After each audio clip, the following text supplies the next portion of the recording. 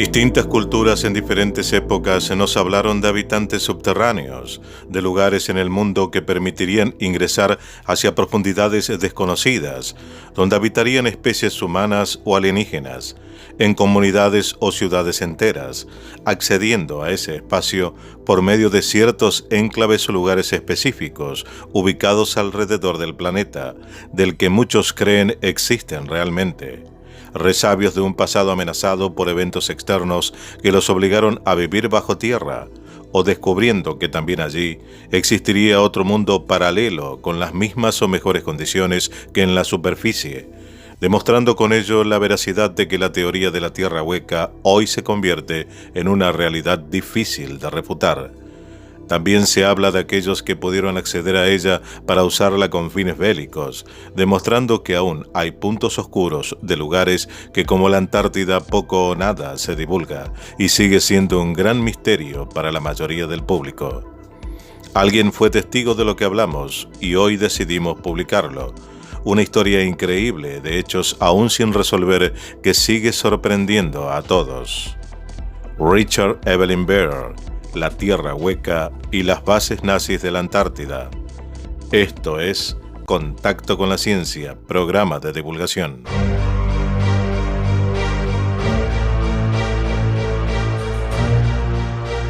De acuerdo con algunos autores, el almirante Richard Beer guardó un diario de viaje de sus exploraciones polares y documentó, entre otros eventos, la existencia de vida hacia el interior del planeta.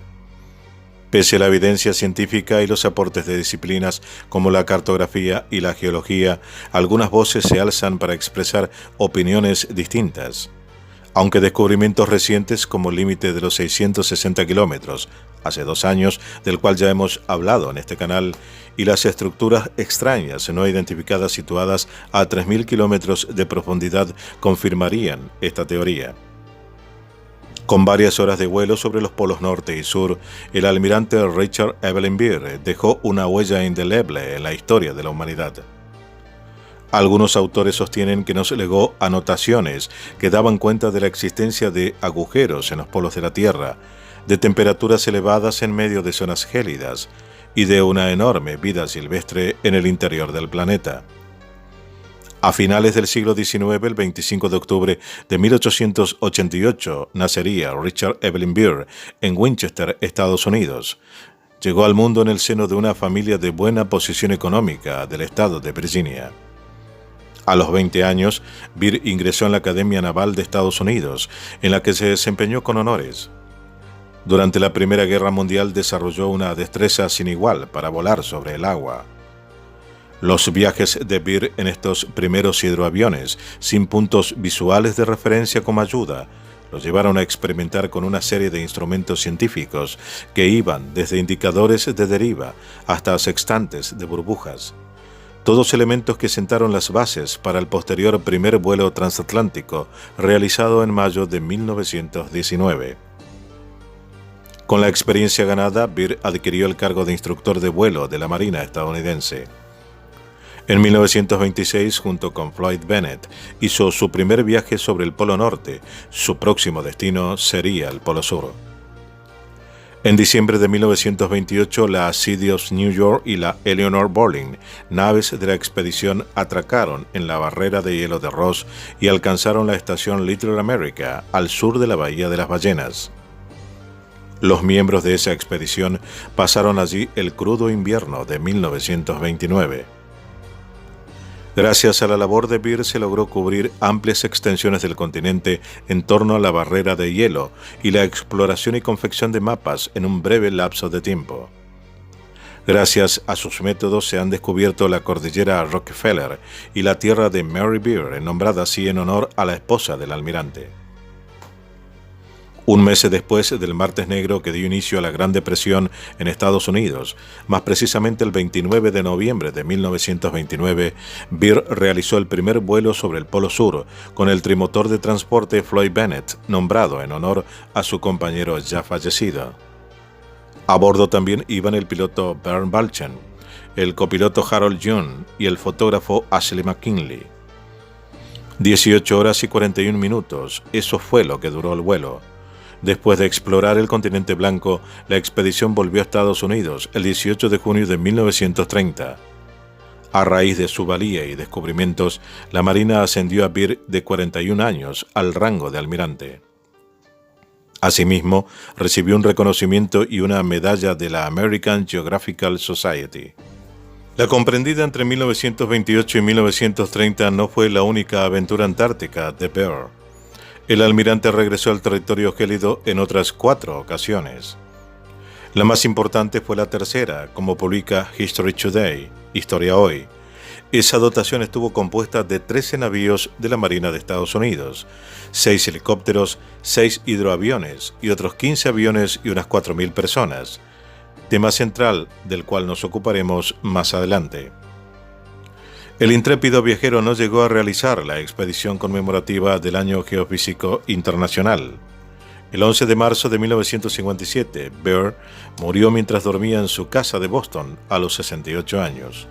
Hoy, un cráter lunar lleva su nombre en honor a los aportes al conocimiento científico.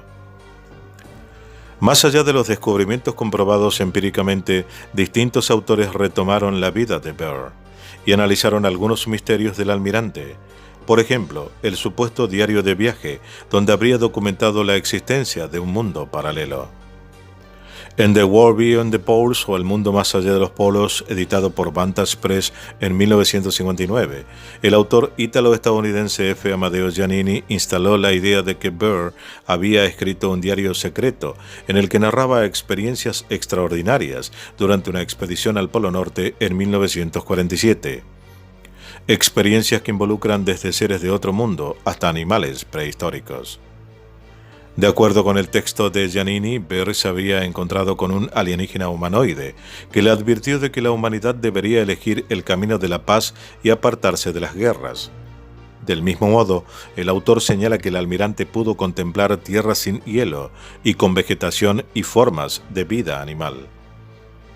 A medida que se avanzaba más allá del punto polar, se observó directamente bajo el curso del avión tierras y lagos sin hielo y montañas donde el follaje era abundante. Además, una breve reseña periodística del vuelo sostuvo que un miembro de la tripulación del almirante había observado un monstruoso animal de color verdoso que se movía a través del matorral de esa tierra más allá del polo, se puede leer textualmente en el libro de Giannini. Raymond W. Bernard, seudónimo de Walter Sixmeister, también analizó los vuelos más allá de la Antártida de Byrd. En su publicación The Hollow Earth, The Greatest Geographical Discovery in the Story, o La historia hueca, informe sobre un mundo oculto, Bernard describe las etapas de un supuesto descubrimiento geográfico realizado por Byrd, una extensión de tierra desconocida en el interior de las cavidades polares. Como se desprende del libro, Byrd habría sostenido que el descubrimiento se mantuvo en el mayor secreto internacional, luego de un anuncio de radio transmitido desde un avión y de un breve comunicado en la prensa de aquellos días. Enero de 1956. El 13 de enero, algunos miembros de la expedición estadounidense efectuaron un vuelo de 2.700 millas, partiendo de la base de McMurdo Sound, 400 millas al oeste del Polo Sur, y penetraron en una tierra que se extiende más allá del polo, reproduce Bernard. Según el autor, Byrd describe en su diario que en el interior de la Tierra hay lagos, ríos, vegetación y vida animal, y entre otras cosas que la temperatura es de unos 20 grados, que su avión fue saludado y escoltado por platos voladores que los condujeron a su vez a la presencia de los reyes que gobernaban el reino subterráneo de Agartha.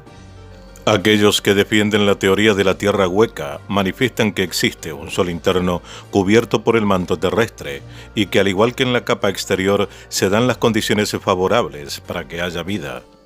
Según los creyentes en esta teoría, para poder llegar allí, el camino más favorable es hacerlo por supuestas aberturas dispuestas en cada uno de los polos. Algunos llevan la idea al extremo y hablan de la existencia de una raza alienígena que vive en el interior de nuestro planeta. Los adeptos a esta corriente sostienen que se ha silenciado el tema, que las investigaciones científicas no pueden desacreditar esta teoría al día de hoy, y que no se ha podido realizar una perforación profunda en la capa superior de la Tierra. La existencia de seres intraterrestres muy evolucionados explicaría los supuestos avistamientos de ovnis a baja altura. O por ejemplo, por qué las civilizaciones como las del antiguo Egipto o recién descubiertas como en África o en Turquía eran tan avanzadas. Ya en el siglo XVII el científico Edmund Halley, quien dio su nombre al famoso cometa, formuló una teoría sobre la composición de nuestro planeta. Según su postulado, la Tierra estaba formada por varias esferas concéntricas huecas, con un centro de lava que hacía las veces de sol interior. Años después, el sacerdote y científico Athanasius Kircher elaboró una hipótesis en la obra Mundus Subterraneus, Quo Universae Denique, Naturae Divitiae, la Tierra hueca, y estaba habitada en su interior. Para Kircher, eran las propias montañas y volcanes quienes producían los vientos a través de conductos subterráneos. En 1818, el militar estadounidense John Simmons, un firme defensor de la Tierra hueca, proclamó su teoría similar a la de Halley. Simmons intentó propagar sus ideas entre las más altas autoridades de su país. Más cerca en el tiempo, en 2011, a través de la publicación en un canal de videos en Internet, se recopilan y analizan algunos de los más antiguos mapas de la región ártica y el Polo Norte. En dichos mapas se hace mención a cráteres gigantescos. El 26 de agosto de 1946, el almirante norteamericano Richard Byrd pone en marcha la denominada Operación High Jump, Salto en Alto, que dispone de un enorme despliegue de recursos en pleno periodo invernal antártico. El operativo tuvo como complemento la asistencia de la Task Force 60G, el Grupo de Tareas 68, a cargo del almirante Richard Cruzen, que estaba compuesta por una impresionante fuerza. En el grupo oriental se encontraba al mando del capitán George Dufek, el portahidroaviones USS Pine Island, el petrolero USS Canisteo, el destructor USS Brownson. En el grupo occidental al mando del capitán Charles Bond se encontraba el portahidroaviones USS Currituck, el petrolero USS Cake Bomb, el destructor USS Henderson. En el grupo central el buque de comunicaciones USS Mount Olympus, el rompehielos USS Barton Island, el rompehielos UCGC Narwin, el buque de suministros USS Yancey, el cual sufrió daños diversos en el casco, el buque de suministros USS Merrick, remolcado hasta Nueva Zelanda para ser reparado, dado de baja a su regreso, el submarino USS Sennett, que también tuvo que ser reparado en Nueva Zelanda, el portaaviones USS Philippine Sea, también participó aunque no fue asignado a ninguno de los grupos. Sumado a esto, más de 15 hidroaviones y lanzadores, helicópteros y una dotación de 4.700 personas. El semejante despliegue estaba proyectado para una duración de 6 a 8 meses, pero solo duró 8 semanas. El inédito operativo norteamericano se puso en marcha con el comienzo de la Guerra Fría con la Unión Soviética y despertó recelos en los gobiernos de Chile y Argentina que ostentaban reclamos de soberanía en la Antártida. El propósito declarado de la operación fue el entrenamiento de personal y la prueba de equipos militares en condiciones extremas. También se hizo evidente el interés estratégico de hacer una prospección de yacimientos de minerales en el continente helado. El reconocimiento aéreo operó desde una pista construida para el despegue de aviones DC-3 adaptados para vuelos de largo alcance de relevamiento fotográfico. Fueron reconocidas la mayoría de las costas y áreas linderas del continente. En tanto, en solo 2 semanas se revelaron más de 500.000 de kilómetros cuadrados y se tomaron unas 70.000 fotografías. También se utilizaron aviones DC-4 que despegaron desde un portaaviones, donde se puso en práctica la utilización de cohetes de empuje en el tren de aterrizaje para forzar el despegue de las aeronaves en distancias cortas. El propio Byrd voló hacia el Polo Sur y reconoció tierras nunca antes vistas. Los resultados de la exploración al fin de la campaña, que fue reiniciada un año más tarde, sirvieron para imponer en parte, pero solo en parte, la presencia de Estados Unidos en una región potencialmente conflictiva y poca aclarada. debido a reivindicaciones territoriales de varios países y al secreto con el que hasta ahora se intenta ocultar. La misión especialmente militar desestimó por ello la participación de extranjeros y solo contó con el concurso de un limitado número de científicos especializados, lo cual denota el sincretismo con el que se quiso llevar todo el asunto de la operación HighJump. Pero ¿cuál fue realmente la verdad? Parte del poderío militar nazi que quedaba, más el conocimiento de tecnología avanzada hitleriana, a sabiendas del curso que ya tenía la guerra, fue trasladado hacia otros puntos del planeta. El antecedente de la misión de Richter en 1938 es probable que lo anticipara. Destino: la Antártida. Documentos antes secretos hoy revelados lo prueban, y los testimonios y anécdotas de testigos presenciales y casuales lo confirman, de los cuales ya hemos hablado de ello en otros clips en este canal.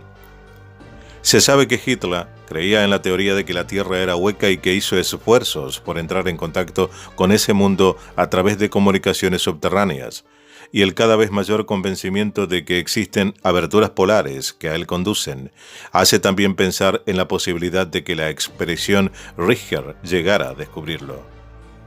Bases secretas construidas en el continente helado, de los cuales Estados Unidos tenía conocimiento. Dichos documentos nos dicen de que, de acuerdo a los interrogatorios realizados a los tripulantes de los buques alemanes U-530 y U-977, revelaron que los germanos habían desarrollado enormes complejos subterráneos en la Antártida para la fabricación de aeronaves con tecnología inversa y de otras armas avanzadas. Esta información serviría para que 2 años más tarde, con la excusa de entrenar al personal y probar material en condiciones de frío extremo, para determinar la viabilidad de establecer y mantener bases en la Antártida e investigar posibles ubicaciones para las mismas, según decía textualmente el texto, entre otros fines armar a la mayor fuerza aeronaval jamás realizada al continente antártico, cuyo fin real, hoy lo sabemos, era obtener esa tecnología avanzada, dar caza y eliminar al enemigo, algo que a todas luces no pasó, ya que la avanzada de un proyecto que duraría meses solo duró 8 semanas. Los campamentos fueron atacados por un enemigo poderoso y desconocido que los obligó a volver a casa mucho antes. El almirante Richard Byrd, ante la comisión investigadora del Senado estadounidense y también a la prensa, diría: resulta una verdad muy amarga de admitir, pero en caso de un nuevo conflicto bélico, podemos ser agredidos por aviones que tienen la capacidad de volar vertiginosamente desde un polo a otro. Se precisa tomar urgentemente adecuadas medidas de defensa para interceptar a los aviones enemigos que provengan de regiones polares. Especialmente interesa y se precisa circundar la Antártida de una zona de defensa y seguridad, afirmaba el almirante. ¿Qué nave poseía la tecnología para volar de un polo a otro en ese momento? ¿Qué encontró Byrd en la Antártida que lo dejó pasmado y aniquiló a la mitad de su tripulación? En 1958 se realizó una nueva expedición estadounidense a la Antártida, pero en esta ocasión portaban armas terriblemente eficaces, incluidas nucleares. Llegaron allí en el frío y oscuro verano polar. En 3 ocasiones, 27 y 30 de agosto y 9 de septiembre, se lanzaron misiles atómicos contra el territorio Neuschwaben o Nueva Suabia, pero en ninguna de las 3 ocasiones llegaron a tierra, sino que explosionaron sorpresivamente en pleno vuelo al aproximarse a la vertical de la costa. Hoy, ante la evidencia, sabemos que la posibilidad de adentrarse sin demasiada magia hacia el interior de la Tierra por el lado de la Antártida es posible, ya que debajo de sus cielos eternos existe tierra firme, y de que los alemanes buscaron el modo de instalar bases en ese lugar ya era sabido y publicado. Lo de la tecnología avanzada que los nazis poseían y querían salvar a cualquier precio era cierto. Los japoneses habían recibido parte de ese material, pero lo desecharon por sus creencias religiosas. Le temían a algo que no conocían. El resto, la mayor parte, fue enviada al Polo Sur. También hemos hablado de ello en el Clips OVNIs Terrestres primera y segunda parte en este canal. Documentos desclasificados nos hablan de que en Estados Unidos con esos datos debían darles alcance antes de que se pierdan. Sin satélites para observarlos, había que seguirlos. Pero el tema era que ya los alemanes se habían adelantado y por años. sumado al conocimiento sobre la teoría de los reinos subterráneos que el esoterismo hitleriano poseía a través de Ahnenerbe o la Sociedad de Thule, intentaron entrar en contacto con ellos, y es muy probable de que lo lograran, obteniendo el beneficio para habitar las profundidades de la Tierra sin mayores inconvenientes. Y hay un dato que lo corrobora. En una página del diario personal de a bordo del almirante Byrd, describe el vuelo hacia ese mundo y cómo 2 ovnis lo escoltaron a una ciudad brillante para ser recibido por un gobernante que le dio un mensaje para que sea transmitido al mundo, algo que luego Byrd informó a las autoridades y al propio presidente de Estados Unidos, quienes lo callaron, demostrando con ello los intereses que nuevamente solo les importa a un grupo reducido de gente, una élite que intenta seguir manipulando los hilos del mundo a costa de la ignorancia y necesidad de la gente. Pero a pesar de ello, esto puede hoy ser divulgado, mostrando que nuestro planeta sigue siendo un misterio para la mayoría del público, pero nosotros tenemos la obligación y la necesidad de divulgarlo, y debe ser conocido. Esto fue Contacto con la Ciencia, programa de divulgación. Dale like y suscríbete.